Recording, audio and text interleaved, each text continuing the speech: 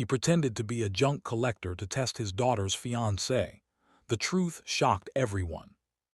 In Lagos, a city of bright lights and hidden secrets, one father decided to do something extraordinary. He wanted to test not just love but character. And to do that, he pretended to be the very thing his daughter's fiancé would look down on. This is the story of Chief Olumide Adebanjo, the billionaire who disguised himself as a junk collector to test his future son-in-law. Chief Olumide was no ordinary man. He was rich, respected, and wise, a man who had built his empire from nothing. But behind his success was a simple truth he had learned long ago: money changes people. His only daughter, Tomiwa, had found love with a young engineer named David. She spoke of him with pride, humble, hardworking, and kind. But Chief Olumide wasn't so sure. He had seen charm deceive and smiles lie. So before blessing their engagement, he decided to test David's heart in the most unexpected way. On the morning of the engagement, the Adebanjo mansion was buzzing with life. Caterers rushed about, decorators hung ribbons, and the scent of jollof rice filled the air. But then something strange happened. At the gate appeared an old junk collector, bent, dusty, and weak. He pushed a creaky wheelbarrow full of rusted irons and broken tins. His slippers were torn, his clothes were dirty. He was unrecognizable, because that junk collector was Chief Olumide himself. David saw the old man and frowned. "David, who let this man in? Please remove him before guests arrive." The old man raised his head. "Old man, Chief Olumide, please, young man, I've been walking since dawn. May I rest here for a few minutes?" David shook his head impatiently. "David, not here. This is a private event. Go somewhere else." But Tomiwa, watching quietly, felt pity. "Tomiwa, let him rest under the tree, please. He looks tired. I'll bring him some water." David sighed but allowed it.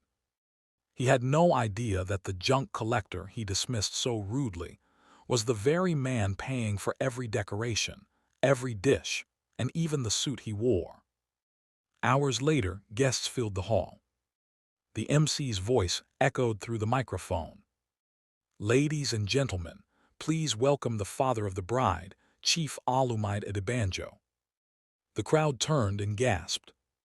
The man who walked in wore a spotless white egbada, gold wristwatch shining under the lights. David froze where he stood. It was the same man he had called a nuisance just hours before. Chief Olumide walked to the microphone. The room went silent. "Chief Olumide, before we begin, I have a confession. This morning, I came here dressed as a poor junk collector. I wanted to see how the man who wants to marry my daughter would treat a stranger." A wave of shock swept through the guests. David stammered, his voice shaking. "David, sir, I didn't know. Please forgive me." The old man raised his hand gently. "Chief Olumide, respect is not about who you recognize, my son. It's about who you are when no one is watching." He turned to his daughter and said softly, "Chief Olumide, my child, love can be blind, but a father sees what the eyes refuse to." The hall fell silent again. David knelt down, his pride broken. "David, I was proud, sir. Please forgive me. I've learned my lesson." Chief Olumide nodded. "Chief Olumide, I am not angry, but remember this. Character is not proven by comfort, but by how we treat those we gain nothing from." He looked around the hall and said clearly, "Wealth fades, beauty changes, but character, that is the only inheritance that never expires." The audience erupted in applause. Weeks later, David returned to the Adebanjo home. Not with gifts, but with humility. He apologized sincerely, and Chief Olumide saw a genuine change. Over time, he earned the old man's respect not through charm or money, but through character. When the engagement finally happened, it was not about luxury. It was about love, growth, and respect. The story of Chief Olumide reminds us that the greatest test of a person's worth is how they treat others, especially those who have nothing to offer them. True wealth is not in money, but in humility, kindness, and respect. Moral: never judge people by their appearance. Character is the only currency that never loses value.